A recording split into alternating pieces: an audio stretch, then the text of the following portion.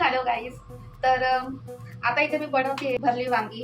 तर इथे मम्मीने वांगी कट करून दिली आहे आणि इथे भरायचा मसाला सुद्धा मला करून दिलाय आणि मला फक्त आता हे याच्यामध्ये सर्व करायचं आहे आणि फोडणीला घालायचं आहे. ठीक आहे. तर याच्यामध्ये आम्ही शेंगदाणे, लसूण, अद्रक, हिरवी मिरची, कोथिंबीर सगळं वाटलंय